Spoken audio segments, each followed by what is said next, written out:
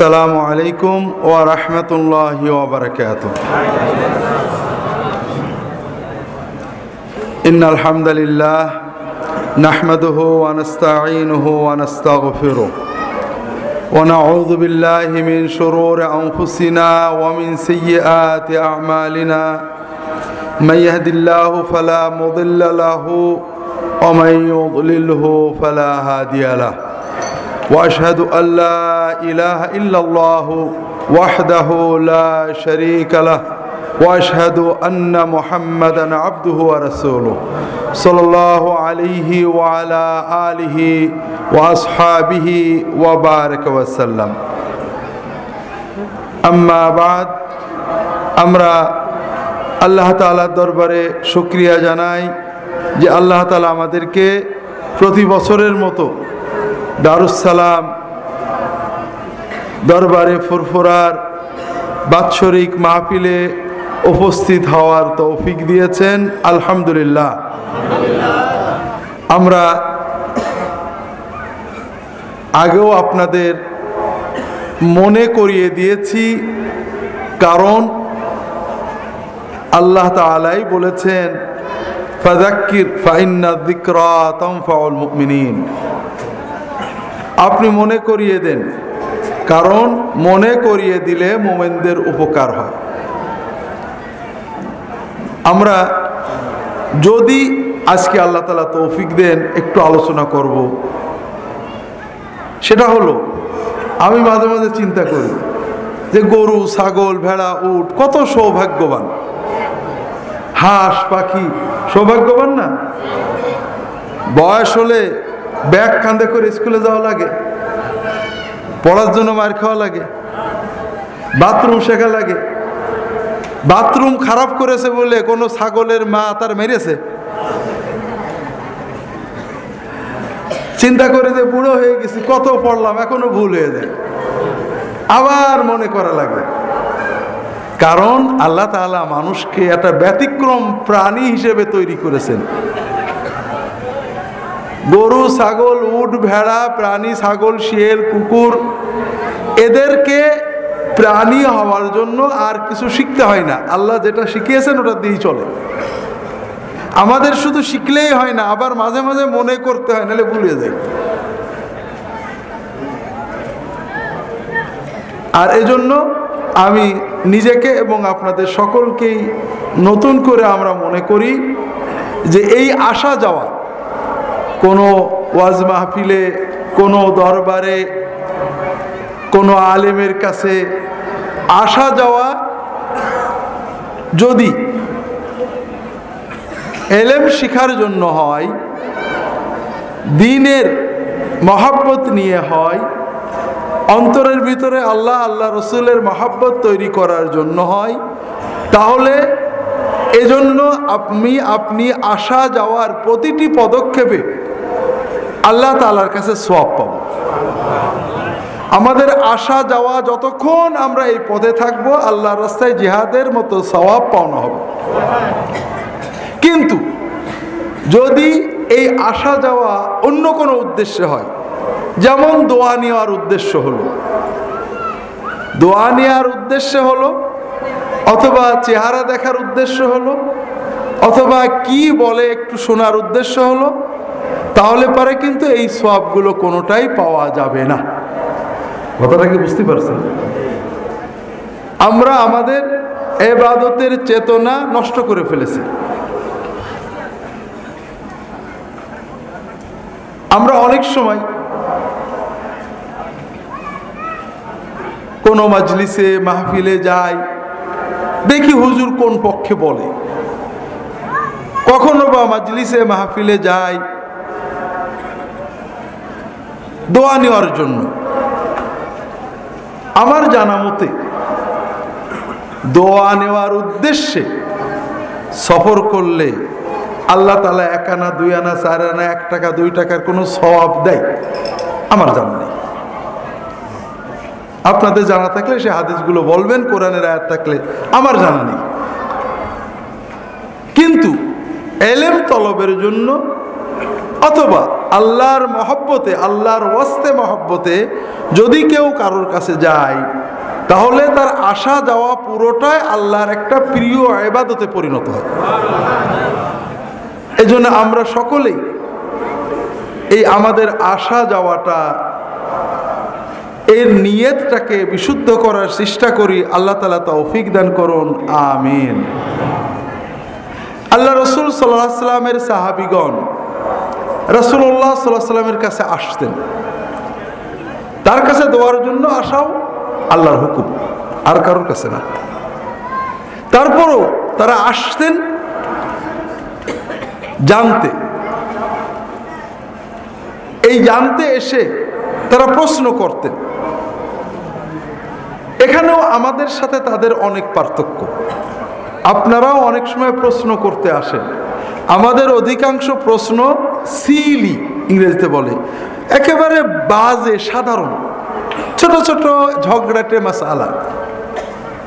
অধিকাংশ ক্ষেত্রে আমরা আমাদের প্রশ্নগুলো অন্য লোককে ঠগানোর জন্য করি,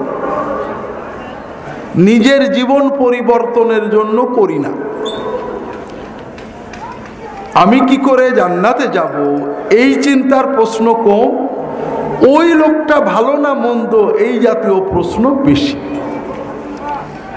কিন্তু সাহাবায়ে কেরাম রাসূলুল্লাহ সাল্লাল্লাহু আলাইহি ওয়াসাল্লামের কাছে আসতেন, এসে প্রশ্ন করতেন, অথবা বলতেন, ইয়া রাসূলুল্লাহ,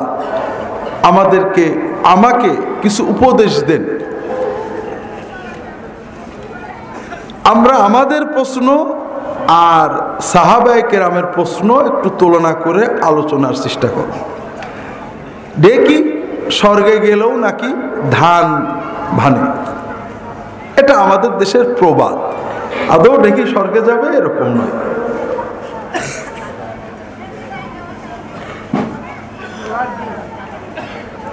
আমি যে কোনোভাবেই হোক, যেখানেই যাই, কিছু প্রশ্নের সম্মুখীন হই। আমি ঢেকির মতো হয়ে গেছি। কোনো মাহফিলে গেলেও প্রশ্ন, রাস্তাঘাটে কোনো লোক দেখলেও প্রশ্ন করেন, হুজুর একটা প্রশ্ন আছে। ওই যে কিছুদিন টিভিতে প্রশ্ন উত্তর করতাম, এখন আমি ঢেকি হয়ে গেছি। তবে অধিকাংশ প্রশ্নই খুব একটা জীবন গঠনমূলক না। যেমন নাটোরে গিয়েছিলাম, সেখানে পুরো মাহফিলটাই ছিল প্রশ্ন উত্তর। অধিকাংশ প্রশ্নই ছোটখাটো ইখতিলাফ নিয়ে। একজন দুজন প্রশ্ন করেছে, খুব ভালো লেগেছে, হুজুর নামাজে মনোযোগ কিভাবে বসাবো, হুজুর কিভাবে গুনাহ থেকে মুক্ত থাকবো, কিভাবে তাকওয়া অর্জন করব,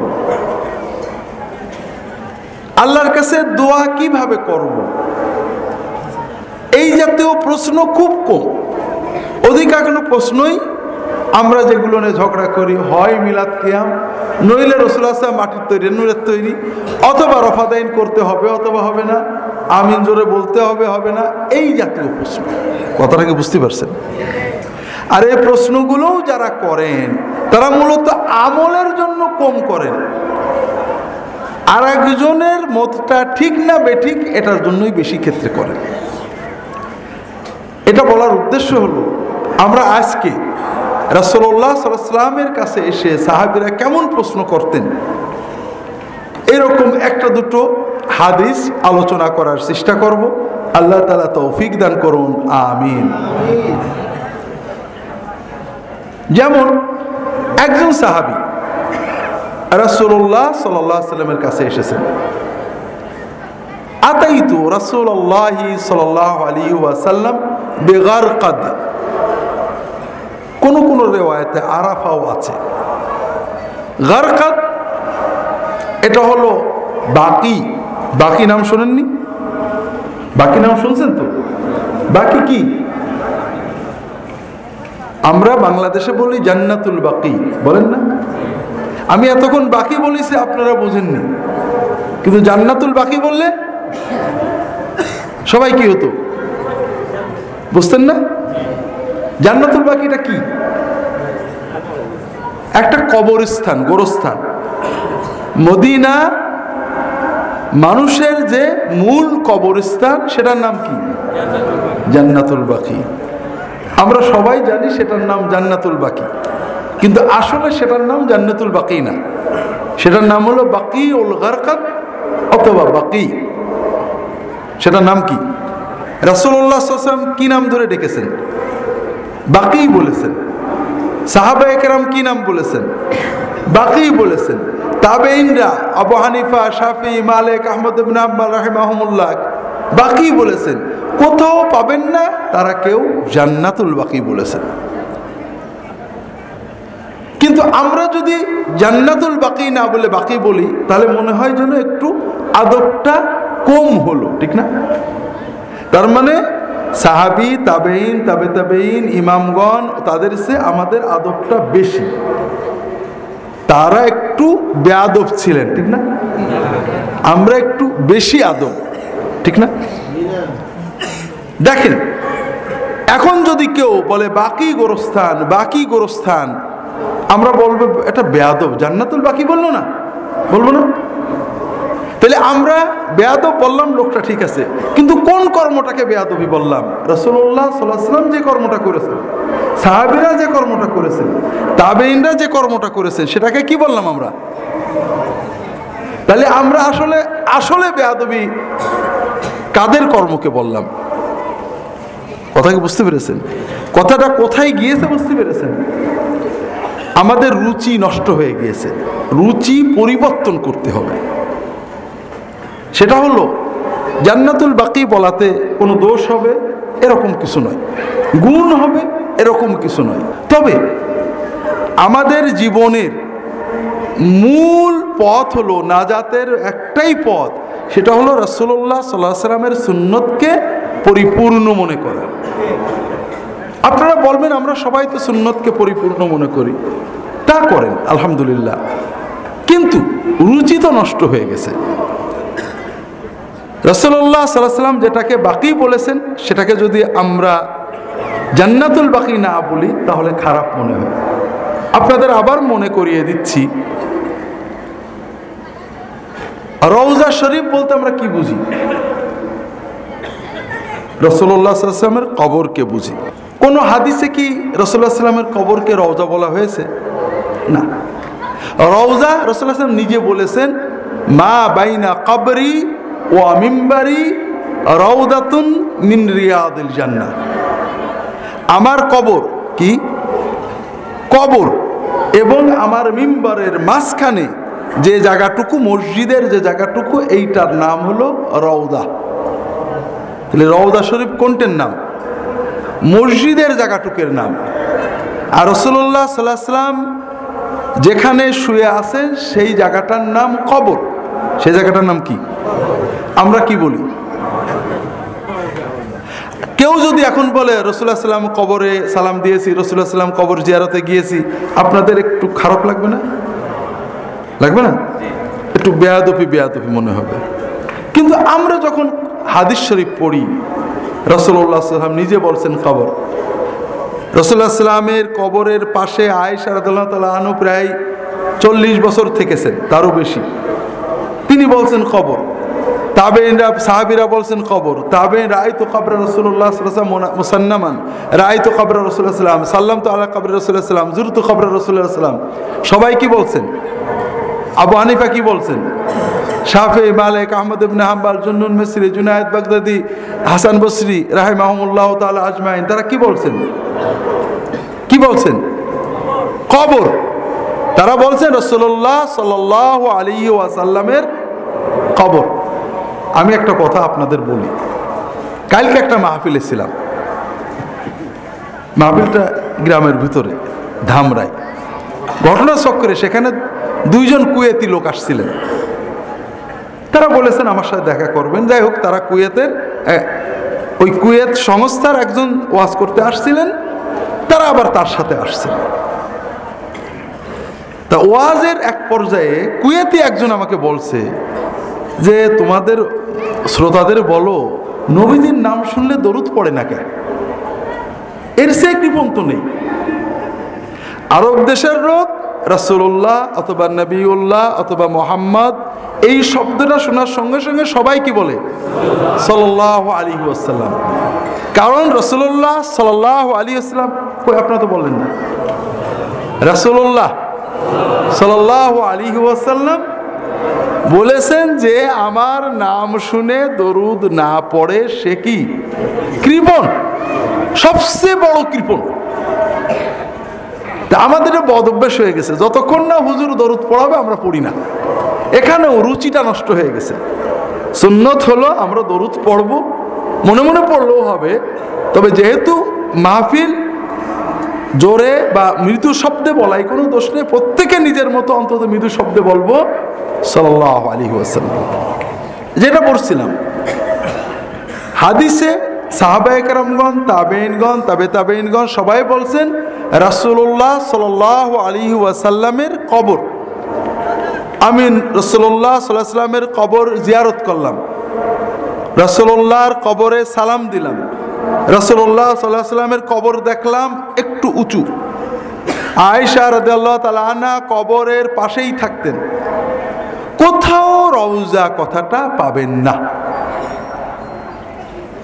রওজা বললে ভালো না মন্দ এটা বড় কথা নয়। একটা প্রশ্ন আপনাদের বলবো, উত্তম কোনটি? এটা হলো ইমানের কথা। আমাদের ইমানে, আদবে, চেতনায় উত্তম কোনটি বলবো? যেটা রাসূলুল্লাহ সাল্লাল্লাহু আলাইহি ওয়াসাল্লাম সাহাবীরা বলেছেন সেইটা, না যেটা আমরা বলি সেইটা? কথা বুঝতে পেরেছেন? তা না হলে কি হবে, ওই রাসূলুল্লাহ সাল্লাল্লাহু আলাইহি ওয়াসাল্লামের সুন্নত শব্দটা আমাদের কাছে বেয়াদবি মনে হবে। আর এর অর্থই হলো আমরা রাসূলুল্লাহ সাল্লাল্লাহু আলাইহি ওয়াসাল্লামের সুন্নতটাকে বেয়াদবি মনে করলাম। এর অর্থই হলো আমরা রাসূলুল্লাহ সাল্লাল্লাহু আলাইহি ওয়াসাল্লামের সুন্নতকে ছোট মনে করলাম, অবজ্ঞা করলাম। আর এর অর্থই হলো আমরা নবীর উম্মত থাকতে পারলাম না। যেমন মনে করেন অনেক আছে, সব বলা যাবে না। আমরা তাসাউফ, সুফি ব্যবহার করেন না? তাসাউফ, সুফি এই শব্দগুলো আছে না নেই? আছে। আমরা এগুলো ব্যবহার করি, কিন্তু কোরআন কারিমে, হাদিস শরীফে, সাহাবাদের শব্দে, তাবেঈনদের শব্দে, ইমাম আবু হানিফা, ইমাম মালিক, ইমাম শাফেঈ রাহিমাহুমুল্লাহ তাদের শব্দে সুফি বলে কোনো জিনিস আমরা পাচ্ছি না, তাসাউফ পাওয়া যাচ্ছে না। সেখানে সুফি, তাসাউফ বলতে আমরা যেটা বুঝাই এটা কোরআন হাদিসে আছে। সেটার নাম হলো তাজকিয়া। সেটার নাম কি? তাজকিয়ায়ে নফস। কোনো সমস্যা নেই, আপনি সুফি তাসাউফ বলেন, তাজকিয়ায়ে নফস বলেন, কথা তো একই, এতে সন্দেহ নেই। কিন্তু উত্তম কোনটি? হ্যাঁ, যখনই সুন্নতের বাইরে আমরা শব্দ ব্যবহার করব তখন এর থেকে অনেক ডালপালা ছড়াবে, অনেক সমস্যা হবে। নিরাপত্তা সুন্নাতে, কথা কি বুঝতে পেরেছেন? ঠিক এরকম আর একটা শব্দ দেখেন, শবে বরাত, চেনেন না আপনারা? হাদিস শরীফে এই রাতের কথা আছে, কিন্তু নামটা এইটে না, নাম হলো লাইলাতুন নিসফ মিন শাবান, মধ্য শাবানের রাত। আমি যদি মধ্য শাবানের রাত বলি আপনাদের কাছে বলে হবে যে বেয়াদবি, বেয়াদবি। শবে বরাত বলছে না, শবে বরাত আরবিতে লাইলাতুল বারাত। আর রাসূলুল্লাহ সাল্লাল্লাহু আলাইহি ওয়াসাল্লাম হাদিস শরীফে, সাহাবী তাবেঈনগণ হাদিসে বলেছেন মধ্য শাবানের রাত। উত্তম কোনটা? হ্যাঁ, উত্তম হলো মধ্য শাবানের রাত, লাইলাতুন নিসফ মিন শাবান। 400-500 বছর পর্যন্ত আপনি লাইলাতুল বারাত বলে কোনো শব্দ মুসলমানদের ভিতরে পাবেন না। এরপরে মুসলমানেরা এই রাত বুঝাতে লাইলাতুল বারাত নাম ব্যবহার শুরু করলেন। বরাত মানে কি? ভাগ্য। এখানেই সব দুর্ভাগ্য। আরবিতে বারাত মানে ভাগ্য নয়, মুক্তি। হাদিসে আসছে, সহিহ হাদিস, আল্লাহ তাআলা এই রাত্রিতে বান্দাদের গুনাহ মাফ করে দেন, জাহান্নাম থেকে মুক্তি দেন। এই জন্য কোন কোন আলেম এই রাতটার নাম দিলেন লাইলাতুল বারাত, মানে মুক্তির রাত। এই আরবি বারাত বাংলায় এসে হলো বরাত, আর মুক্তি হয়ে গেল ভাগ্য। এখন কিন্তু আমরা শবে বরাতে মাগফিরাত রহমতের জন্য কিছু করি না, যা কিছু করি ভাগ্যের জন্য করি। পুরো থিমটাই উল্টে গেছে। তো যাই হোক ভাইরা, এটা অনেক দীর্ঘ সময়ের পরিক্রমায় ছোট ছোট ছোট ছোট ভালো কাজ বলে আমরা অনেক কাজ করেছি। প্রথমত এত খারাপ ছিল না, কিন্তু সুন্নত যখনই মারা গেছে আর একটা বিষয় সেখানে দাঁড়িয়ে গিয়েছে, ক্রমান্বয়ে এটা খারাপই হয়ে গেছে।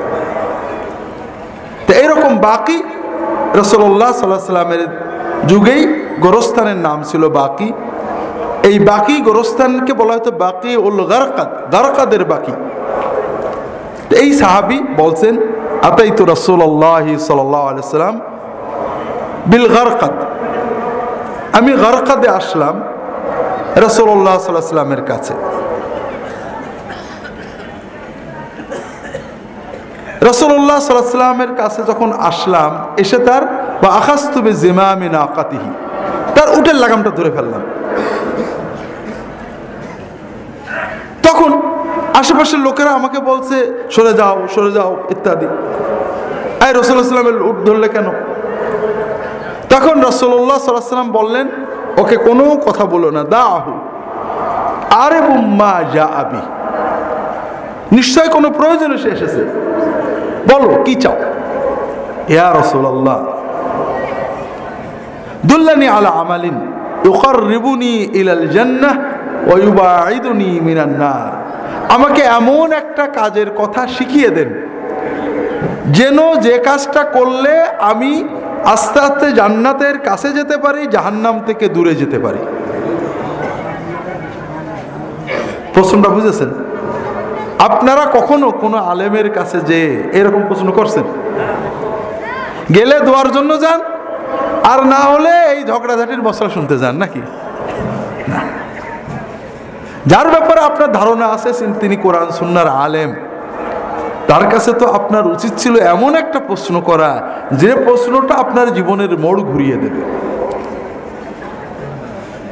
আল্লাহ রাসূল সাল্লাল্লাহু আলাইহি ওয়াসাল্লাম বললেন, লা ইন কুনতা আওজাসতাল মাসআলাতা ফাকাদ আতওয়ালতা আবআদতা, তোমার প্রশ্নটা খুব ছোট কিন্তু মূল বিষয় অনেক বড়। তারপরে কি বললেন? আমাদের জানা কথায় অনেকটা, আকিমিস সালাত ওয়া আতিজ যাকাত ওয়া সুম রমাদান হজ্জাল বাইত, নামাজ কায়েম করো, যাকাত দাও, হজ করো, রোজা রাখো, এগুলো আমরা জানি। ওয়া আতিন নাসা বিমা তুহিব্বু আন ইয়াতুহু আও ইয়াতুকা বিহি ওয়া মা তাকরাহু আন ইয়াতিয়াকা আন-নাসু বিহি ফাদাউহু আনহু, তুমি মানুষের সাথে সেই আচরণ করো যে আচরণ তুমি পছন্দ করো যে মানুষ তোমার সাথে করুক, আর তোমার সাথে যে আচরণ তুমি পছন্দ করো না সেই আচরণ তুমি অন্যদের সাথে করো না। কথা কি বুঝতে পেরেছেন? কথা বোঝেননি? এই কথা, এই যে কথাটা, শেষ কথাটা, এটা কিন্তু শুধু কোনো সাধারণ ওসিয়ত না, জাহান্নাম থেকে দূরে সরে যেতে এবং জান্নাতের কাছে যেতে এই কথাটা লাগবে না? লাগবে না? তাহলে ইবাদতের পাশাপাশি আপনার মানুষের সাথে যে লেনদেন মুআমালা, এটা জান্নাতে যাওয়ার জন্য প্রি কন্ডিশন। কথা কি বুঝতে পেরেছেন? তো ভাইরা, এই রকম একটা হাদিস আল্লাহ রাসূল সাল্লাল্লাহু আলাইহি ওয়াসাল্লামের কাছে এসে একজন সাহাবী আবু যার গিফারি এবং অন্য হাদিসে মুআয ইবনে জাবাল রাদিয়াল্লাহু তাআলা আনহুম আজমাইন, তিনি বলছেন, ইয়া রাসূলুল্লাহ আউসিনি, ইয়া রাসূলুল্লাহ আমাকে কিছু উপদেশ দেন। রাসূলুল্লাহ সাল্লাল্লাহু আলাইহি ওয়াসাল্লাম 3টে উপদেশ দিলেন।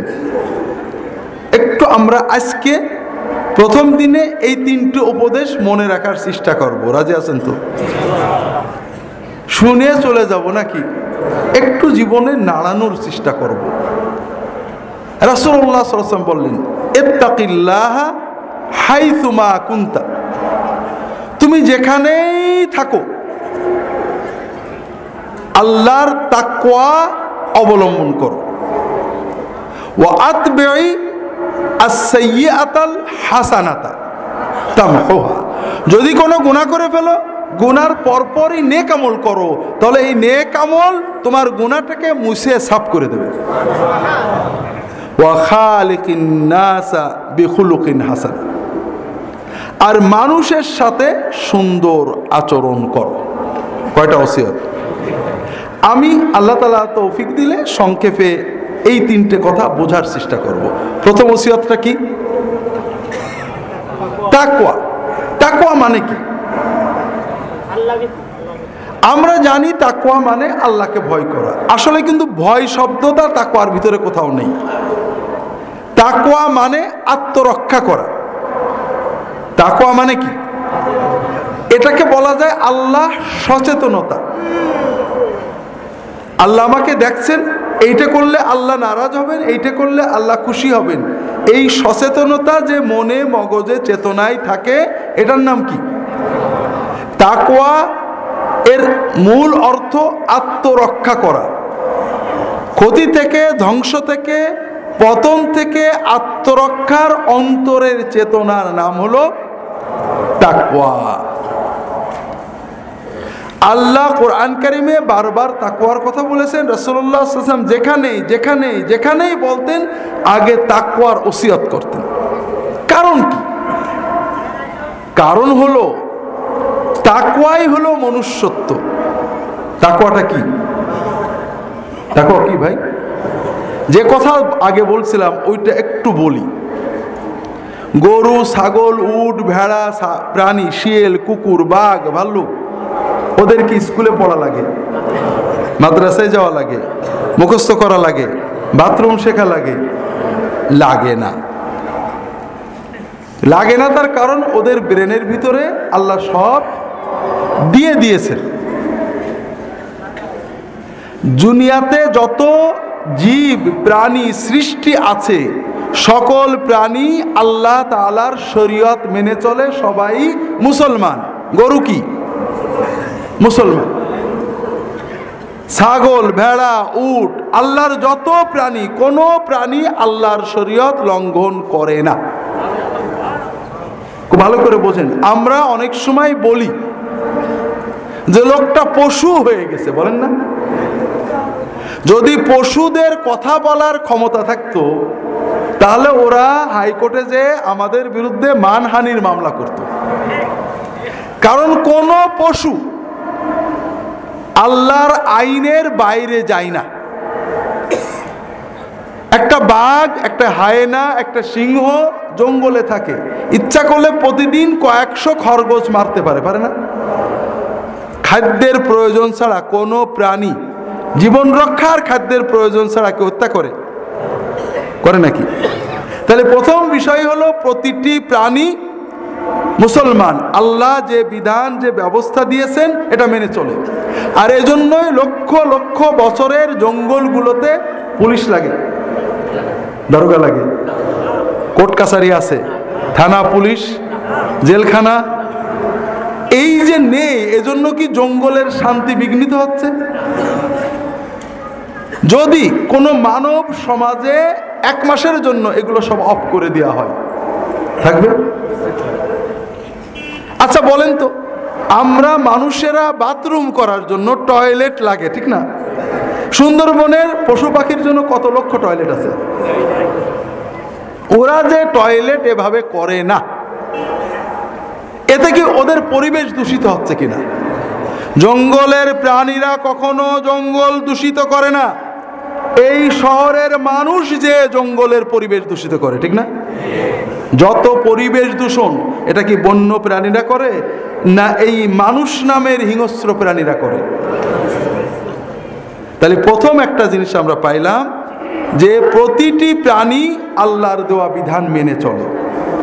একমাত্র মানুষ যাকে আল্লাহ তাআলা বানিয়েছেন তার আল্লাহর বিধান মানা এবং না মানা উভয় রকমের যোগ্যতা, শক্তি, ক্ষমতা আল্লাহ দিয়ে দিয়েছেন। আরেকটা পার্থক্য আছে, সেটা হলো প্রতিটি প্রাণী প্রাণী হয়ে জন্মে। হাঁসের বাচ্চা যখন ডিম থেকে বেরোয়, বেরোনোর পরে আমরা ওটাকে নিয়ে সুইমিং পুলে সাঁতার শেখাই, ঠিক না? হাঁসের মা তো তাকে শেখায়, ও কি করে? ও মায়ের পিছে পিছে যেয়ে পানিতে নেমে সাঁতার কাটে না? গরুর বাছুর যখন হয় মায়ের পেট থেকে, তখন গরুর বাছুরকে তো গরু যে ফিডার দিয়ে মুখে দুধ দেয় নাকি, ও কি করে? ও উঠে মায়ের দুধ খেতে হয়, ওটা ওর ব্রেনের ভিতরে আল্লাহ দিয়ে দিয়েছে। একমাত্র মানুষ যে প্রাণী আল্লাহ তাআলা তাকে মানুষ বানায় সৃষ্টি করেননি, তার মানুষ হওয়ার জন্য বিশ্বাস এবং চেতনা লাগে, শিক্ষা লাগে। আল্লাহু আখরাজাকুম মিন বুতুনি উম্মাহাতিকুম লা তা'লামুনা শাইআ ওয়া জাআলা লাকুমুস সামআ ওয়াল বাসারা ওয়াল আফিদাতা লাআল্লাকুম তাশকুরুন। আল্লাহ তাআলা তোমাদের মায়ের পেট থেকে বের করেছেন কিছুই জানতে না, জানতাম নাকি? তাহলে এখন যে আমরা মানুষ, মূলত মানুষ একটা বিশ্বাসের নাম, কথা বোঝেননি? আপনারা মনে করেন অনেক মানুষ নাস্তিক, আসলে নাস্তিক বলে কোনো জিনিস নেই, কথাকে বুঝতে পেরেছেন? যে নাস্তিক তারও কিন্তু একটা বিশ্বাস দিয়ে চলে এবং সে ইবাদত করে, এটা মানুষের সহজাত। যে নাস্তিক বলে দাবি করে সে হয়তো দেখা যাচ্ছে কার্ল মার্কসের স্ট্যাচুর সামনে দিয়ে দৌড়ছে, অথবা লেনিনের স্মৃতিসৌধের পাশে যেয়ে ঘুরছে, অথবা কোনো একজন গুরুর কথা নিয়ে ঘাড় দুলিয়ে দুলিয়ে গান গাচ্ছে, আছে না নেই? ওটাই ওর ইবাদত, ওটাই ওর পূজা, ওটাই ওর বিশ্বাস, কথা বোঝেননি? বিশ্বাস ছাড়া কোনো মানুষ নেই। মানুষকে পরিচালনা করে বিশ্বাস, আর এই বিশ্বাস যখন আল্লাহর সাথে হবে, আপনার মনের ভিতরে বিশ্বাস হবে যে আমার সৃষ্টিকর্তা আমাকে সব সময় দেখছেন, আমাকে এই কাজ করতে বলেছেন, এই কাজ করতে নিষেধ করেছেন। আপনি সচেতনভাবে আল্লাহ তাআলাকে অনুভব করবেন, এটার নাম হলো তাকওয়া। আর এই তাকওয়া যার ভিতরে আছে সে মানুষ, আর যার ভিতরে নেই সে কি? সে কি? কি? পশু। পশু বললে পশুরা মানহানির কেস করতে পারে, সে পশুর চেয়েও খারাপ। কারণ পশুর সব দায়িত্ব জানা আছে, সে দায়িত্ব পালন করে। আর মানুষের দায়িত্ব জানা নেই।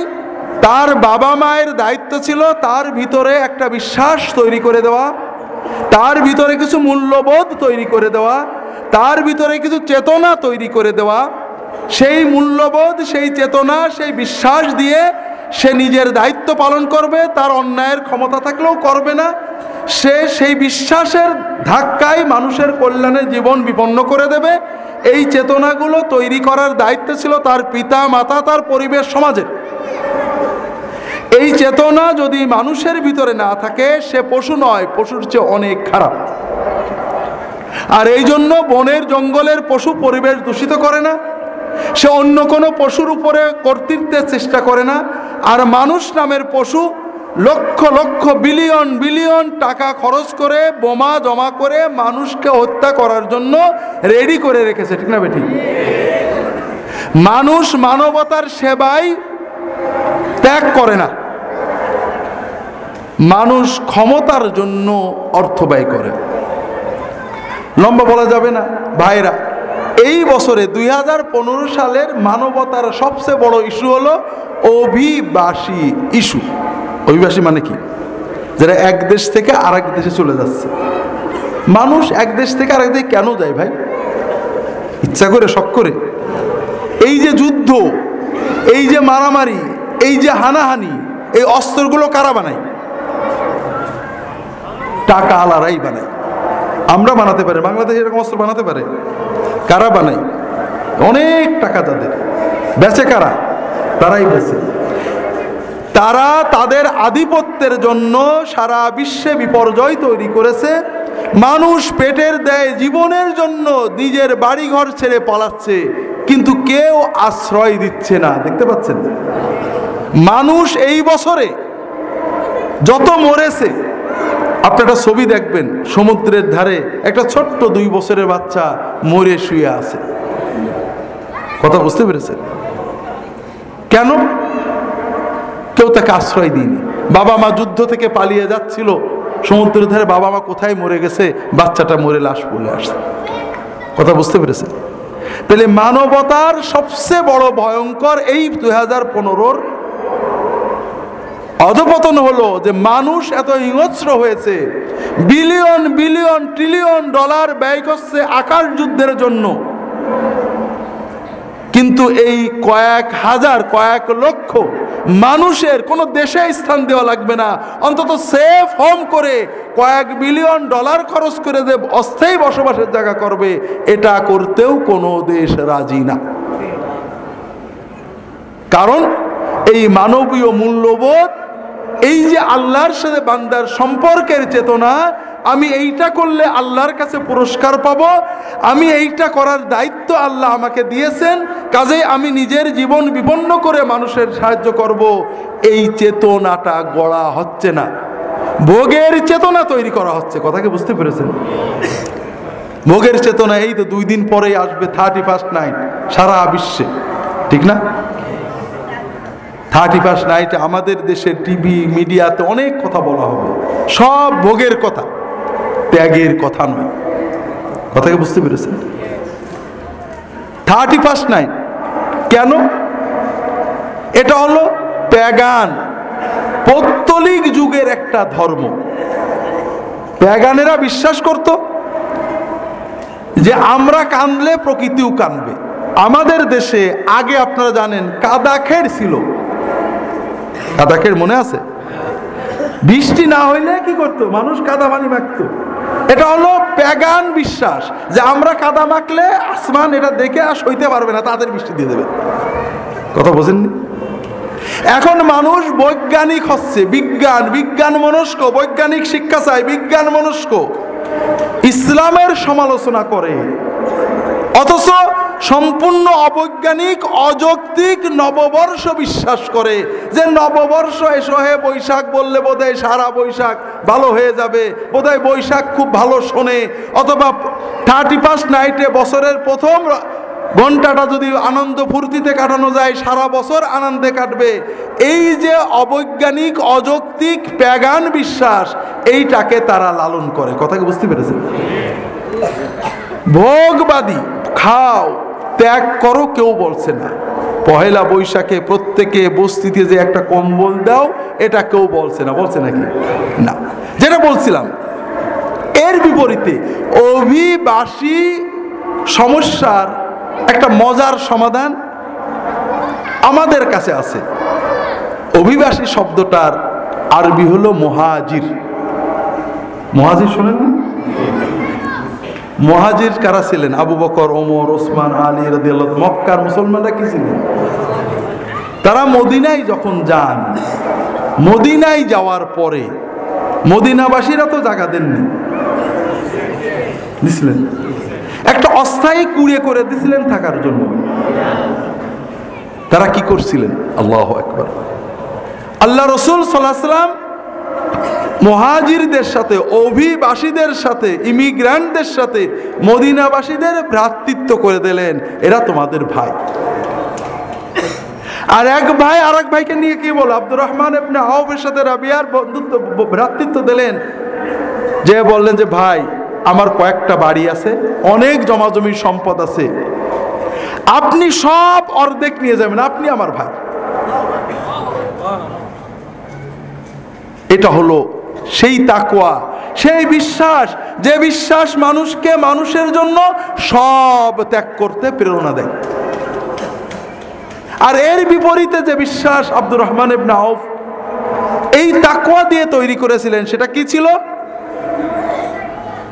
বারাকাল্লাহু ফিকা ইয়া আখি ওয়া ফি মালিকা ওয়া আহলিক ভাই, আপনার সম্পদ, আপনার পরিবার পরিজনে আল্লাহ বরকত দেন। আপনি যা বলেছেন এর চেয়ে বড় কিছু হয় না। আপনার সকল সম্পদ আমার অর্ধেক দিতে চেয়েছেন, আল্লাহ তাআলা আপনাকে অনেক জায়গায় খেয়ে দেন, আমি এটা নেব না। আমাকে শুধু বলেন দুল্লানি আলা সুকিল মদিনা, আইনা সুকুল মদিনা, আমাকে বলেন মদিনার বাজারটা কোথায়। আমি তো নতুন মুহাজির, আমি ইমিগ্রান্ট, আমি মদিনার শহর চিনি না, আমাকে মদিনার বাজারটা দেখিয়ে দেন। কথা বোঝেননি? কেন বাজারে যে কি করবেন? ভিক্ষা করবেন? কি করবেন? তিনি কি করলেন?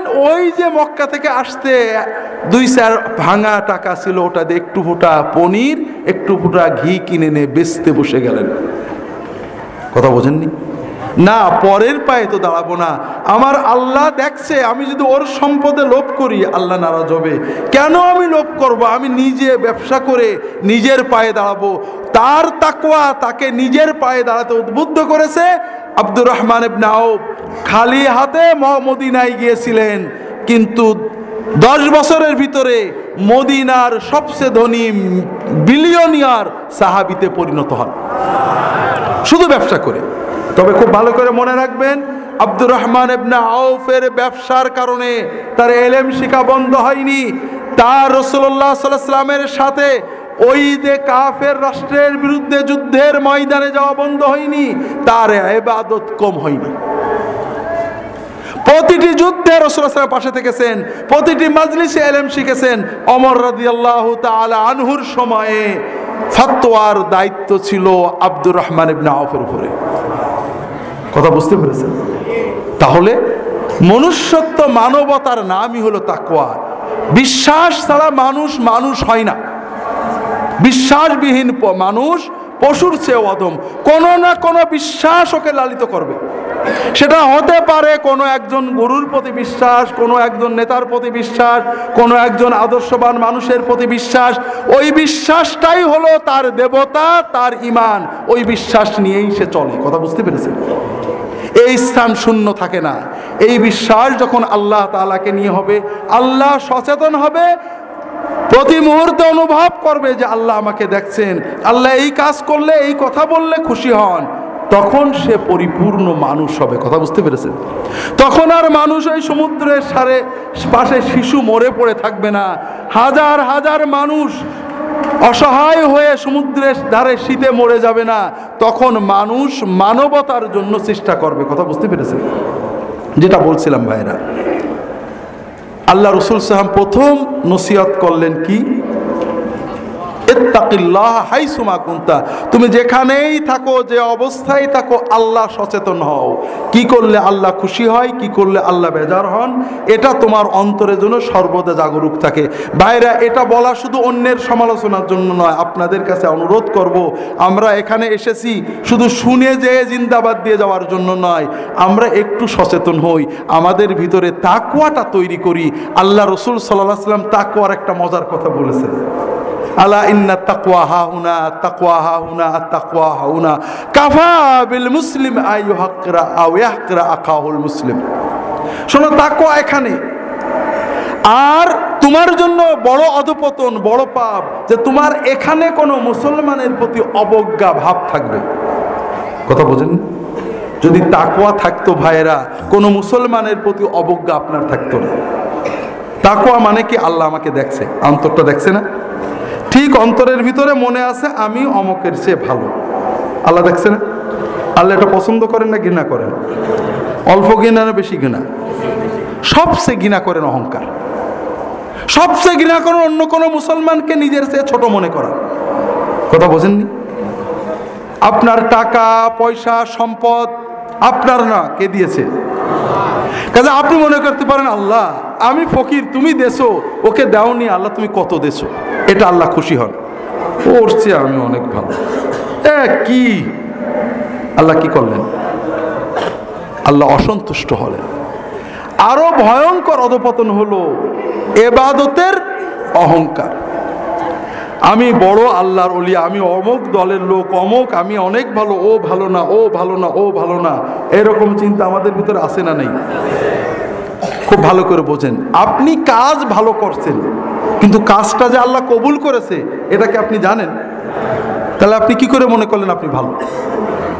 আল্লাহ এটা পছন্দ করেন না। এই জন্য রাসূলুল্লাহ বললেন, এখানে তাকওয়া থাকে, আর যেখানে তাকওয়া থাকে সেখানে অহংকার থাকতে পারে না, সেখানে অন্য কোনো মুমিনের প্রতি অবজ্ঞার অনুভূতি থাকতে পারে না। কথা বুঝেছেন? তাকওয়ার অনেক কথা আল্লাহ বলেছেন, আমাদের অল্প সময়ে বেশি বলতে পারবো না, আরো দুটো বিষয় আছে, আমরা পারলে সংক্ষেপে আলোচনা করব, না হলে আগামীকাল ইনশাআল্লাহ। যেটা বলছিলাম, তাকওয়া অন্তরের অনুভূতি, তার মানে আল্লাহর ভয় নয়, আল্লাহর সচেতনতা। আল্লাহ কোরআন কারিমে বলেছেন, লা ইয়ানালাল্লাহু লুহুমুহা ওয়ালা দিমাউহা ওয়ালাকিন ইয়ানালুহুত তাকওয়া মিনকুম। আল্লাহ কুরবানির হুকুম দিয়েছেন, আমরা কুরবানি করি না? আল্লাহ কি বলছেন? আল্লাহ বলছেন আল্লাহ তাআলার কাছে এই কুরবানির রক্তও যায় না, গোশতও যায় না। আল্লাহ কি দেখেন? তোমাদের তাকওয়া দেখেন। অর্থাৎ আল্লাহর কাছে সওয়াব পাওয়ার জন্য, মানুষকে খাওয়ানোর জন্য, মানুষের সেবা করার জন্য নিজের টাকা ব্যয় করে, প্রাণী জবাই করে মানুষের ভিতরে বন্টন করার যে অন্তরের আগ্রহ, ওইটা শুধু আল্লাহ দেখেন। কথা বোঝেননি? প্রসঙ্গত মনে পড়লো একটা অদ্ভুত কথা। কোরবানি আমরা যেমন করি, আমাদের প্রয়োজনে বাইবেল পড়তে হলো, বাইবেলে কুরবানির কথা আছে অনেক। আমার ধারণা ছিল বাইবেলের কুরবানি বোধহয় আমাদের মতো জবাই করে মানুষের খাওয়াতে হয়। বাইবেলের কুরবানি 90% হলো বার্ন্ট অফারিংস, পোড়ানো কুরবানি। অর্থাৎ তুমি একটা প্রাণী জবাই করে, আর যদি ছোট প্রাণী ঘুঘু টুঘু হয়, গলা টান দিয়ে ছিঁড়ে এটা রক্তটা ফেলে দেবে, ছিটিয়ে দেবে, আর এর গোশত টোশ নাড়ি বুড়ি কেটে সাফ করে ওটা আগুনে দিয়ে পোড়াবে। কি করবে? কারণ কেন পোড়াবে? কারণ এই যে পুরানো গোশতের খুশবু, এটাতে ঈশ্বরের নাকে গেলে নাকি খুব খুশি হয়। লক্ষ লক্ষ প্রাণী জবাই করে বা গলা ছিঁড়ে মেরে আগুনে পোড়াতে হবে, কারণ পুরানো পশুর খুশবুতে, চর্বি পোড়ার খুশবুতে, গোশত পোড়ার খুশবুতে নাউজুবিল্লাহ নাকি ঈশ্বর খুশি হন। কথা বোঝেননি? আর এই জন্যই আল্লাহ বললেন যে না, এগুলো কুসংস্কার। বাইবেলে প্রায় কয়েকশো জায়গায় এই বাক্যটা আছে যে পোড়ানো কোরবানির খুশবুতে, সেন্টে ঈশ্বর খুশি হন। যেটা বলছিলাম, আল্লাহ বলেন না কোনো গোশত নয়, কোনো খুশবু নয়, তুমি যে মানুষের জন্য ফাকুলু মিনহা ওয়া আত'আমুল বাঈসাল ফাকির, তোমরা খাও, মানুষদের খাওয়াও, গরিবকে খাওয়াও, আত্মীয়কে খাওয়াও। এই যে তুমি অন্যকে খাওয়ানোর জন্য, নিজে খাওয়ার জন্য, সন্তানদের খাওয়ানোর জন্য একটা প্রাণী তোমার টাকা দিয়ে কুরবানি করলেও এই যে মনের চেতনা, আল্লাহর কাছে সওয়াব পাওয়ার অনুভূতি, এটাই শুধু আল্লাহর কাছে যায়। কথা বুঝতে পেরেছেন? তাহলে আল্লাহ তাআলা দেখেন আমাদের এই মনের সচেতনতা, আর এটাই হলো আমাদের মুক্তির মূল ভিত্তি। আল্লাহ কোরআন কারিমে তাকওয়ার অনেক ফজিলত বলেছে। ইন তাত্তাকুল্লাহা ইয়াজআল লাকুম ফুরকানা ওয়া ইউকাফিরু আনকুম সাইয়্যাতিকুম ওয়া ইয়াগফির লাকুম। যদি তোমার ভিতরে তাকওয়া থাকে, আল্লাহ তাআলা তোমাদেরকে ফুরকান দেবেন, অর্থাৎ তোমার চলার পথে গাইডেন্স দেবেন, কিভাবে চলবে। তুমি তাকওয়া থাকলে তুমি পথ হারাবে না। তুমি নিজের থেকে আল্লাহ তোমার ভিতরে এমন একটা গাইডেন্স দেবেন, তোমাকে কখন কি করা দরকার আল্লাহ তোমার পক্ষে গাইডেন্সের কাজ করবেন। কথা বুঝতে পেরেছেন? ওয়া ইউকাফির আনকুম সাইয়্যাতিকুম, তোমাদের গুনাহগুলো মাফ করে দেবেন, তোমাদের গুনাহগুলো মুছে দেবেন। ওয়া ইয়াগফির লাকুম, তোমাদের ক্ষমা করে দেবেন। কথা কি বুঝতে পেরেছেন? আল্লাহ অন্য জায়গায় বলেছেন মাইয়াত্তাকিল্লাহ ইয়াজআল লাহু মাখরাজান, যদি কেউ আল্লাহকে ভয় করে, যত সমস্যা আছে সমস্যা থেকে আল্লাহ তাআলা তার জন্য এক্সিট বের করে দেবেন। ওয়া ইয়ারযুকহু মিন হাইসু লা ইয়াহতাসিব, এবং আল্লাহ তাআলা তাকে রিজিক দেবেন কল্পনার বাইরে থেকে। তাকওয়ার অনেক কথা কোরআন কারিমে আসছে, রাসূলুল্লাহ সাল্লাল্লাহু আলাইহি হাদিস শরীফে বলেছেন। আমরা তাকওয়ার ব্যাপারে আর লম্বা করব না। দ্বিতীয় ওসিয়তটা কি মনে আছে আপনাদের? দ্বিতীয় ওসিয়ত মনে আছে? মাশাআল্লাহ, মাশাআল্লাহ। এটা কিন্তু মনে রেখেন, আমরা মনে করি তাকওয়া মানে বোধহয় আর কোনো গুনাহ করে না। আমাদের একটা খুব ভয়ঙ্কর ভুল ধারণা আছে, আল্লাহর ওলি মুত্তাকি মানে কোনো গুনাহ করে না, আর যে কিছু গুনাহ করে তার মতো খারাপ লোক বোধহয় হয় না। দুটোই ভুল কথা। মানুষ গুনাহ করবেই, কথা কি বুঝতে পেরেছেন? তাকওয়া মানে গুনাহ না করার জন্য চেষ্টা করা, সচেতন থাকা। গুনাহ হয়ে যাবে, যখনই গুনাহ হবে আপনার তাকওয়া কি চাবে? হ্যাঁ, আপনি তওবা করবেন, নেক আমল করবেন। যেমন আমরা যখনই হাতে বীজাণু ইত্যাদি হয় তাড়াতাড়ি কি করি? ধুয়ে নিই এবং বীজাণু মুক্ত বীজাণুনাশক কিছু দিয়ে হাতগুলো ধুয়ে নিই, ঠিক আছে না? এই জন্য মুমিনের কাজ হলো, সবার জন্য প্রত্যেকে এটা আমল করতে হবে। সেটা হলো গুনাহ হয়তো হয়ে যাবে, যখনই কোনো গুনাহ হবে গুনার জন্য কয়েকটা, একটা হলো তাৎক্ষণিক তওবা করা এবং নেক আমল করা। আল্লাহ তাআলা আমাদেরকে ভালোবাসেন, আমাদের মুক্তি নাজাত জান্নাতের জন্যই আল্লাহ আমাদেরকে বানিয়েছেন। কথা কি বুঝতে পেরেছেন? শুধু আমাদের বিবেক দিয়ে একটু দায়িত্ব দিয়ে মানি না মানি দেখতে চেয়েছেন। আল্লাহ ক্ষমা করতে চান। কাজেই যখনই কোনো গুনাহ হয়ে যাবে হতাশ না হয়ে সঙ্গে সঙ্গে কিছু নেক আমল করতে হবে এবং তওবা করতে হবে। কথা কি বুঝতে পেরেছেন? আল্লাহ কোরআন কারীমে বলছেন, আকিমিস সালাতা তারাফাইন নাহারি ওয়া যুলাফাম মিনাল লাইলি ইন্নাল হাসানাতি ইউযহিবনাস সাইয়্যাত। তুমি সালাত কায়েম করো দিনের দুই প্রান্তে রাতের কিছু সময়, নিশ্চয় নেক আমলগুলো গুনাহ দূর করে দেয়। কেউ খুশি হননি, তাই না? খুশি হয়েছেন? কেউ খুশি হয়নি। আমরা নেক আমল করলে আমাদের গুনাহগুলো মুছে যায়, মাফ হয়। এই কথা শুনে খুশি হয়েছেন না বেজার হয়েছেন? কই সুবহানাল্লাহ তো কেউ বলেননি। এইটাই হলো তো খারাপ কাজ, যে আমি বলার পরে আপনারা বলবেন। কেন? আপনাদের মনে আবেগ আসে না আল্লাহর তাসবিহ করার? আল্লাহ তাআলা নিজে বললেন যে তুমি নেক আমল করলে নেক আমলের কারণে, তওবা ছাড়া শুধু নেক আমলের ওসিলায় আল্লাহ অনেক গুনাহ মাফ করে দেন।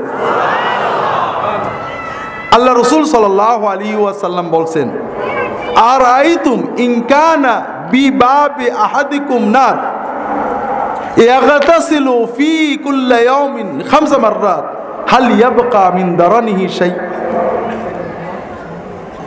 শোনো, যদি তোমাদের বাড়ির দরজায় একটা নদী ঝর্ণা থাকে, প্রতিদিন 5 বার করে সেখানে গোসল করো, তাহলে গায়ে কি কোনো ময়লা থাকবে? রাসূলুল্লাহ বললেন এটা হলো নামাজ। 5 বার যদি কেউ নামাজ পড়ে, এই 5 ওয়াক্ত ফরজ সালাতের ওসিলায় আল্লাহ তাআলা তার ছোটখাটো সকল গুনাহ মাফ করে দেবেন। এই জন্য ভাইরা, আমরা যে কোনো গুনাহ হলে তওবা করতে হয়। গুনাহ মাফের কয়েকটা পদ্ধতি আছে। শিরকের গুনাহ আল্লাহ তওবা ছাড়া মাফ করেন না। তওবা মানে আল্লাহ আর কোনোদিন এই শিরক করব না, একেবারে পিওর ভাবে তওবা করলে আল্লাহ মাফ করে দেবেন। বান্দার হকের গুনাহ তওবার পাশাপাশি বান্দার কাছ থেকে মাপ নিতে হবে। বাকি যত গুনাহ আছে, মনে করেন আপনি মদ খেয়েছেন, ব্যভিচার করেছেন, অনেক অন্যায় সুর খেয়েছেন, এমন গুনাহ করেছেন আপনার নিজের উপরে জুলুম হয়েছে, অন্য কোনো মানুষের ক্ষতি হয়নি, এগুলো মাফ হবে। প্রথম হলো অনুতপ্ত হওয়া, আল্লাহর কাছে মাপ চাওয়া। দ্বিতীয় হলো আপনি অনেক নেকি করলে নেকির ওসিলায় আল্লাহ মাফ করতে পারেন। তৃতীয় হলো আল্লাহ আপনাকে দুনিয়ার কষ্ট, বিপদ আপদ, বিভিন্ন অসুবিধার মাধ্যমে মাফ করতে পারেন। চতুর্থ হলো আল্লাহ তাআলা কারোর সুপারিশে আল্লাহ আপনার এই গুনাহগুলো মাফ করতে পারেন। কাজেই যখনই আমরা কোনো গুনাহ করে ফেলবো, শয়তান গুনাহ করিয়ে দেবে, বলতে হবে শয়তান তুই গুনাহ করাইছিস, এইবার দেখ আমি কি করি। কথা কি বুঝতে পেরেছেন? তৃতীয় কথা হলো ওয়া খালিকিন নাসা বিখুলুকিন হাসান। আল্লাহ রাসূল সাল্লাল্লাহু আলাইহি ওয়াসাল্লাম বলছেন, তৃতীয় নম্বর হলো তুমি মানুষের সাথে সুন্দর আচরণ করবে, ব্যবহার করবে। খুলুক মানে আমরা চরিত্র বলি, চরিত্র একটা ভিন্ন জিনিস, হয়তো অশ্লীলতায় যায় না। আর আখলাক মানে হলো মানুষের সাথে ব্যবহার। কথা কি বুঝতে পেরেছেন? এই মানুষের সাথে ব্যবহারটা এত বড় জিনিস যে জান্নাতে যাওয়ার জন্য এর কোনো বিকল্প নেই, আর এটা নষ্ট হলে জাহান্নামও নিশ্চিত। এক্ষেত্রে অনেক বিষয় আমাদের বোঝা দরকার। আমরা অনেক সময় বুঝিও না। আমরা সাধারণত বলি যে আমাদের দেশে ইসলামের অনেক কিছু ভালো আছে, কিন্তু মানুষের অধিকার, মানুষের সম্পর্কের যে বিষয়টা, এটা আমরা বুঝি না। মুসনাদে আহমদ ইবনে হাম্বলে আবু হুরায়রা রাদিয়াল্লাহু তাআলা আনহু থেকে সহিহ হাদিস, তিনি বলছেন সাহাবীরা রাসূলুল্লাহ সাল্লাল্লাহু আলাইহি ওয়াসাল্লামকে প্রশ্ন করলেন, ইয়া রাসূলুল্লাহ, ইনদানা ইমরাআতুন সাওয়ামাতুন কাওয়ামাতুন তাসুমুন নাহার ওয়া তাকুমুল লাইল ওয়া তাতাসাদ্দাকু তুনফিকু কাসীরান ওয়ালাকিন ফি লিসানিহা শাই তুযি জিরানাহা।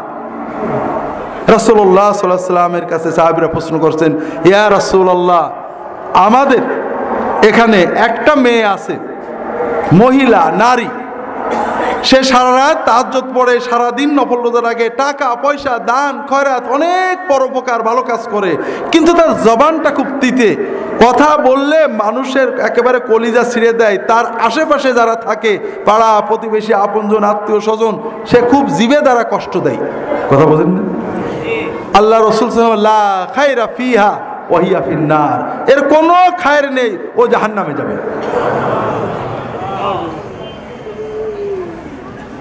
ওয়াইন্দানা ইমরাআতুন তুসাল্লিল মাকতুবা ওয়া তাসুমু রমাদান ওয়া তাতাসাদ্দাকু বিল ইখত। আমাদের ওখানে আরেকটা মেয়ে আছে, শুধু ফরজ নামাজ পড়ে, ও সবে বরাত, সবে কদর, সবে কোনো নফল নামাজ পড়ে না, আর শুধু রমজানের রোজা রাখে, কোনো নফল রোজা রাখে না, দান খয়রাত একেবারে অতি সামান্য করে, না করা বললেই চলে, কিন্তু সে কাউকে কষ্ট দেয় না, তুজি আহাদা, কারোর সাথে খারাপ ব্যবহার করে না। আল্লাহ রাসূল সাল্লাল্লাহু আলাইহি ওয়াসাল্লাম বললেন, ওয়াহিয়া ফিল জান্নাহ, এই মেয়েটা জান্নাতে যাবে।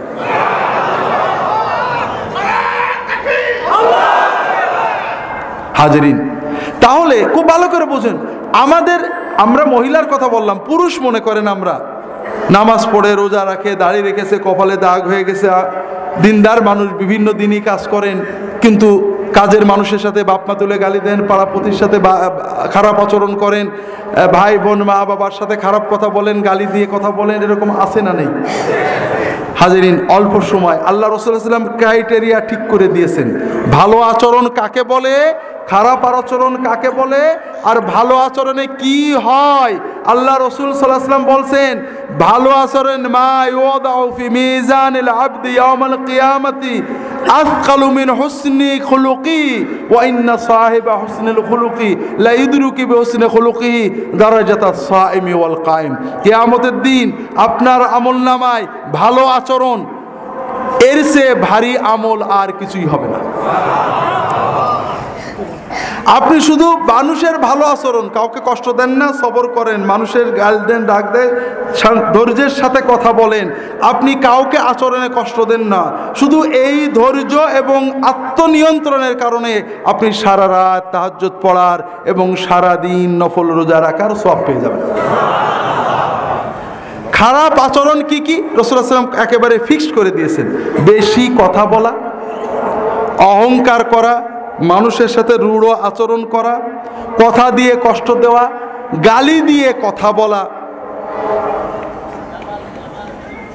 এই ধরনের নির্ধারিত কিছু কাজকে রাসূলুল্লাহ সাল্লাল্লাহু আলাইহি ওয়াসাল্লাম বলেছেন এগুলো খারাপ আচরণ, এইটা যারা করবে তারা আমার উম্মত নয়, অথবা উম্মত হলেও অনেক দূরের উম্মত হবে। আর ভালো আচরণগুলো উনি ঠিক করে দিয়েছেন, সেটা হলো বিনম্রতা, যার সাথে কথা বললে ভালো লাগে, মিশুক, আল্লাযীনা মুআত্তাউনা আকনাফান, যারা বিনয়ী, বিনম্র, রূঢ়তা নেই, আল্লাযীনা ইউলাফুনা ওয়া ইয়ালাফুন, যারা মানুষকে সহজে আপন করে নেয়, মানুষ তাদের কাছে গেলে মনটা আপন আপন লাগে, সৌহার্দ্য অনুভব হয়, যারা শোনে, যারা মানুষের কথা মন দিয়ে শোনে, মানুষের কাজে রাগে সবর করে। আল্লাহ রাসূল সাল্লাল্লাহু আলাইহি ওয়াসাল্লামের কাছে এসে একজন বলছে ঠিক এরকম, ইয়া রাসূলুল্লাহ আউসিনি, আমার একটা নসিহত করেন। রাসূলুল্লাহ বলেন, লা তাকদাব, রাগ করো না, হুজুর আরেকটা নসিহত করেন, লা তাকদাব, রাখবে না। আরেকটা, লা তাকদাব। অন্য হাদিস আছে, লা তাকদাব ওয়ালাকাল জান্নাহ, তুমি শুধু রাগ নিয়ন্ত্রণ করবে, তোমার জন্য জান্নাতের নিশ্চয়তা দিচ্ছি। এই জন্য ভাইরা, আমরা যদি নিজেদের আচরণকে কন্ট্রোল না করতে পারি, তাহলে বুঝতে হবে তাকওয়া আসেনি। কিভাবে? সেটা হলো, আমরা সাধারণত বলি যে এত বদরাগী, রাগলে হুঁশ থাকে না। আপনারা বলেন না? মনে করেন এইরকম একজন বদরাগী, তিনি প্রচন্ড রেগেছেন।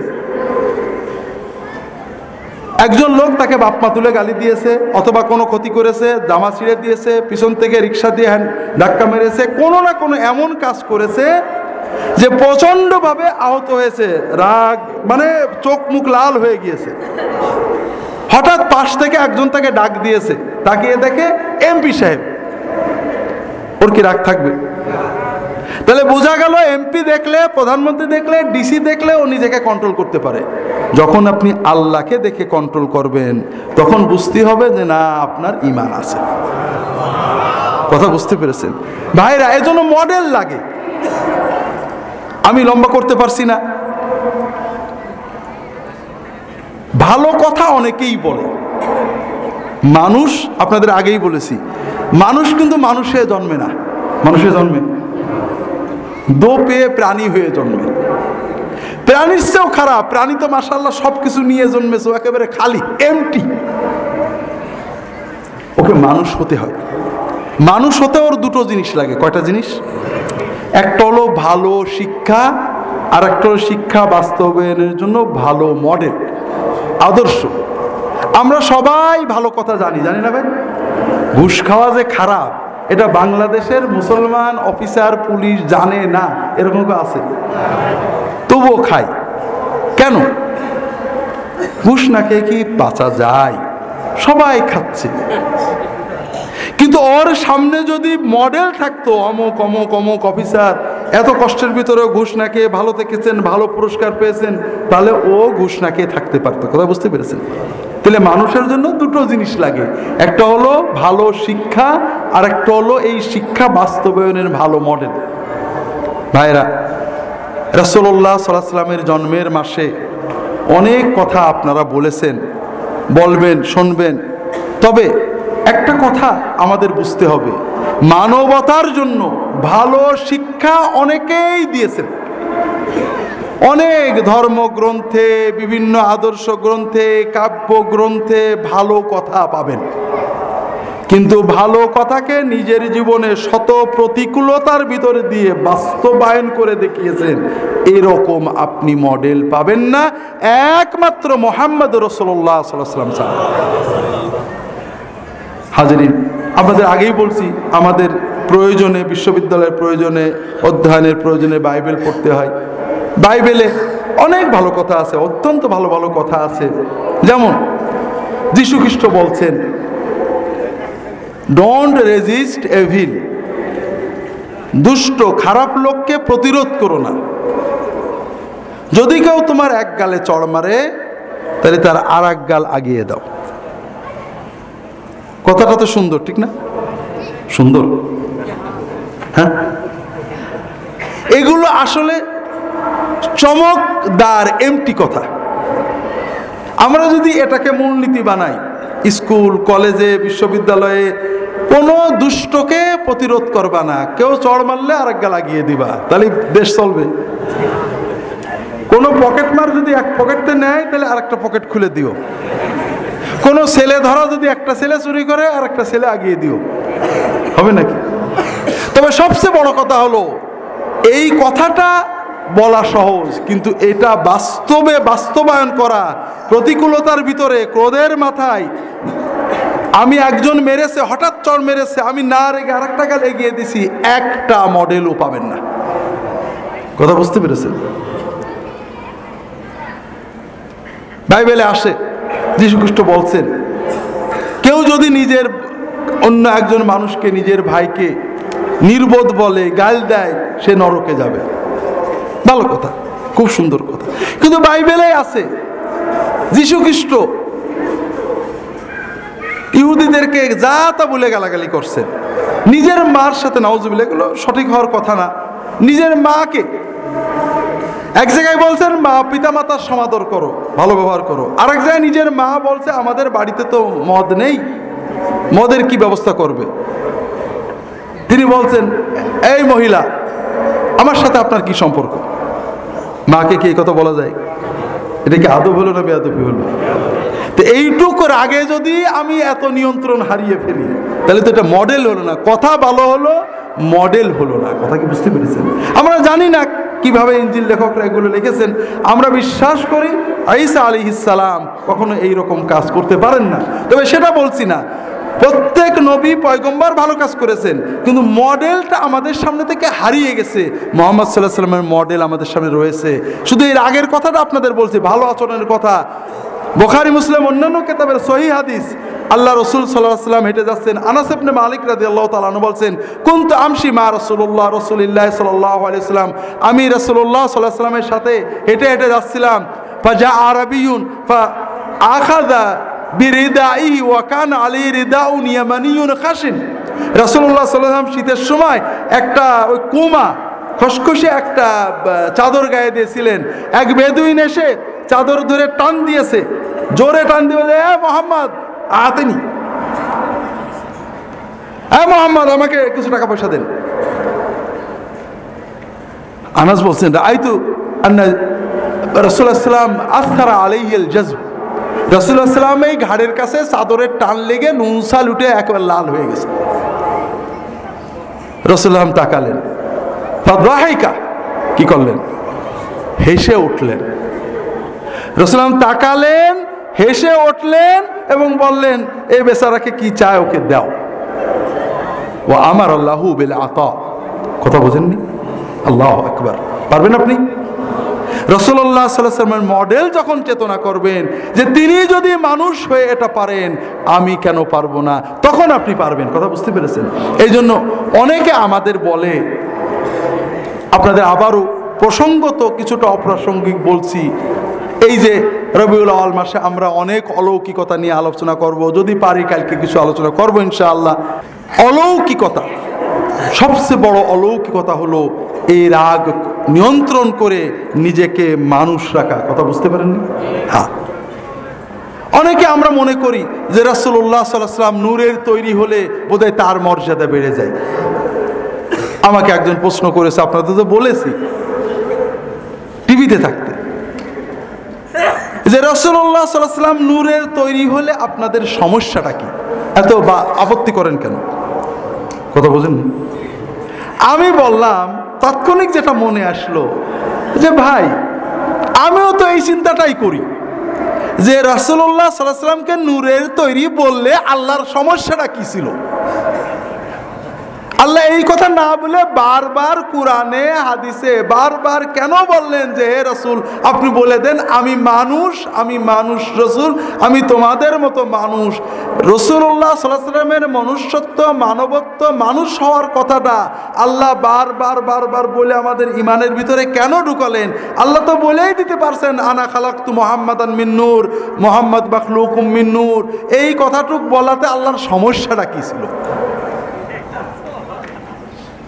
এখন এই সমস্যা নিয়ে আমি চিন্তা করে যেটা বের করেছি, এটা আল্লাহর কোরআনে হাদিসে এরকম স্পষ্ট নেই। আমি যেটা দেখেছি ভাইরা, আগের জামানা নবীর উম্মতেরা নবীর প্রতি ভক্তি সহ পথ হারিয়েছে অতি ভক্তির কারণে। তার বড় উদাহরণ হলো ঈসা আলাইহিস সালাম। ঈসা আলাইহিস সালামকে খ্রিস্টানরা ভয়ঙ্কর অত্যন্ত ভক্তি করে, ঠিক না? কিন্তু কোন খ্রিস্টান ঈসা আলাইহিস সালামের মতো হতে চায়, তার মতো নামাজ, তার মতো রোজা, তার মতো দোয়া, তার মতো কান্না, তার মতো চলা, এরকম ঈসা আলাইহিস সালামের অনুসরণ করতে চায়, এরকম কোন খ্রিস্টান আজ পর্যন্ত দেখেছেন? না। কারণ তারা বিশ্বাস করে তাকে ভক্তি করলেই মুক্তি, অনুসরণের দরকার নেই। এক ভাই কানাডায় গাড়ি চালান, ইউরোপে, আমেরিকায়, আমি কালকে হয়তো কিছু বলবো, ইউরোপে আমেরিকায় যখন বাংলাদেশের বা বিভিন্ন মুসলমান দেশের মুসলমানরা যায়, অনেকেই নামাজ কালাম পড়ে না, অনেকে যাওয়ার পরে খারাপ হয়, কিন্তু অনেকেই যাওয়ার পরে ভালো হয়। যখন ইউরোপ আমেরিকানদের আচরণ ইসলামের ব্যাপারে বর্ণবাদী আচরণ দেখে, তার ভিতরে একটা রিয়াকশন হয়, ভালো হয়। এরকম একজন বাংলাদেশ থেকে যখন গেছে, খারাপ মানুষই গেছে, মাদকাসক্ত নানা আকাম করেই গেছে। ওখানে যাওয়ার পরে একজন কনভার্টেড রিভার্ট মুসলিম কানাডিয়ানের সাথে পরিচয় হয়ে তার জীবনটা পাল্টে গেছে। ভালো মুসলমান, দাড়ি রেখেছেন, সমাজসেবার বিভিন্ন কাজ করেন। তা একজন পাদ্রী, পাদ্রীদের একটা আলাদা পোশাক আছে, একজন পাদ্রী তার গাড়িতে উঠেছেন। উঠলে ওই ড্রাইভার সালাম দিচ্ছে, আসসালামু আলাইকুম। তখন ওই পাদ্রী বলছে, পাদ্রীর ওই চিন্তায় মুসলমানকে একটা দাওয়াত দেবে তার ধর্মের, বলে তুমি কি জানো আমাদের যীশু খ্রিস্ট সালাম দিতেন? বলে হ্যাঁ জানি, সালাম দিতেন, তোমরা দাও না। পাদ্রী বলছে, তুমি কি জানো আমাদের গড আর তোমাদের আল্লাহ এক? বলে না, এটা ঠিক বলনি, আমাদের আল্লাহ আর যীশু খ্রিস্টের আল্লাহ কিন্তু এক। কারণ যীশু খ্রিস্ট আল্লাহ বলতো, গড বলতো না। আর শোনো, যীশু খ্রিস্ট যদি এখন আসে আমার বাসায় যাবে, তোমার বাসায় কিন্তু যাবে না। কেন? বলে হ্যাঁ দেখেছো যীশু খ্রিস্ট দাঁড়িয়ে আছে, আমারও দাঁড়িয়ে আছে। যীশু খ্রিস্ট শুয়োর খেত না, আমিও শুয়োর খাইনি। যীশু খ্রিস্ট পাকসাপ থাকতো, আমিও পাকসাপ থাকি, তুমি পাকসাপ থাকো না। তুমি যে শুয়োর খাও, তুমি দাঁড়িয়ে রাখো না, যীশু কিন্তু তোমার বাড়ি যাবে না, আমার বাড়ি যাবে। কথা বুঝতে পারেন? তাহলে তারা ঈসা আলাইহিস সালামের ভক্তির কথা বলেন, প্রচণ্ড ভালোবাসার কথা বলেন, কিন্তু কেউ ঈসা আলাইহিস সালামের জীবন কর্ম, তিনি কিভাবে চলেছেন, কিভাবে চলতে বলেছেন, এটা নিয়ে তারা মাথা ঘামান না। ঠিক আছে না? কারণ তারা মনে করেন ভক্তি বিশ্বাসেই মুক্তি। কিন্তু আমাদের কি ভক্তিতে মুক্তি? আল্লাহ কোরআনে বলেছেন, তোমরা যদি মুক্তি চাও মুহাম্মদ সাল্লাল্লাহু আলাইহি সাল্লামের অনুসরণ করতে হবে। ঠিক না? আর অনুসরণ কার করা যায়? আমরা যাকে মনে করব আমারই মতো, ঠিক না? যখন আমি বসবো যে রাসূলুল্লাহ সাল্লাল্লাহু আলাইহি ওয়াসাল্লাম উপাদানে আমারই মতো মানুষ ছিলেন, কিন্তু তারপরও তিনি ভয়কে জয় করেছেন, তিনি লোভকে জয় করেছেন, তিনি ক্ষুধাকে জয় করেছেন, তিনি রাগকে নিয়ন্ত্রণ করতে পেরেছেন, তিনি স্ত্রীদের খারাপ আচরণে কখনো রাগ করেননি, কোনো মানুষের খারাপ আচরণে রাগ করেননি। আমি কেন পারবো না? বুঝতে পারেন? আর এজন্যই আল্লাহ তাআলা আমাদের মুক্তির জন্য, আমরা রাসূলুল্লাহ সাল্লাল্লাহু আলাইহি ওয়াসাল্লামের সুন্নত ইত্তেবা করতে উৎসাহ পাই। তিনি যদি রাত্রে দাঁড়িয়ে দাঁড়িয়ে চোখের পানিতে বুক ভাসিয়ে তাহাজ্জুদ পড়তে পারেন, আমি কেন পারবো না? এই চেতনা আসবে কখন? যখন আমি বুঝবো তিনি আমারই মতো। ঠিক না? আর যখন আমি মনে করবো লাইট অব লাইট, খ্রিস্টানদের যে বিশ্বাস, আলো নূর থেকে তৈরি, ফ্রম সেম সাবস্ট্যান্স, একই জাতের, তখন আমরা বুঝবো আমরা নবীজি তো অনেক কিছু করতে পারেন, আমরা তো পারবো না। কথা কি বুঝতে পেরেছেন? তো ভাইরা, আর এজন্যই রাসূলুল্লাহ সাল্লাল্লাহু আলাইহি ওয়াসাল্লাম আমাদের আদর্শ চরিত্রের সর্বোত্তম মডেল। একটা বিষয় ইঙ্গিত করেই চলে যাব, সেটা হলো সবচেয়ে কষ্টদায়ক বিষয় হলো আল্লাহ যেটাকে জরুরি বলেছেন, রাসূলুল্লাহ সাল্লাল্লাহু আলাইহি ওয়াসাল্লাম যেটাকে আমাদের নির্দেশ দিয়েছেন, মুক্তির পথ বলেছেন, আলেম ওলামা দ্বীনের দায়ীদের ভিতরে এর বিপরীতটা বেড়ে গেছে। উগ্রতা, খারাপ আচরণ আমরা আলেমরা করি, আলেমে করি, দ্বীনের দাওয়াতের ক্ষেত্রে করি। কথা কি বুঝতে পেরেছেন? আর দাওয়াতটা আমাদের একজনের উগ্রতায় পরিণত হয়েছে, অথচ দাওয়াতের হুকুমই হলো বিনম্রতা, দাওয়াতের নির্দেশই হলো এমনকি অমুসলমানদেরকে দাওয়াত দিতে গেলেও, তাদের সাথে ধর্ম নিয়ে কথা বললেও আদবের সাথে সর্বোত্তম আচরণে।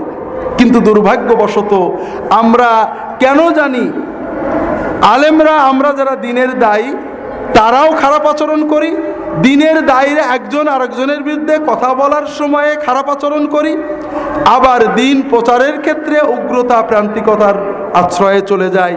ওমা তৌফিকি ইল্লা বিল্লাহ, সুবহানাকা আল্লাহুম্মা ওয়া বিহামদিকা, আশহাদু আল্লা ইলাহা ইল্লা আনতা, আস্তাগফিরুকা ওয়া আতুবু ইলাইক। আল্লাহুম্মা সাল্লি আলা মুহাম্মাদিন নবিয়্যিল উম্মি ওয়া আলা আলিহি ওয়া আসহাবিহি আজমাইন।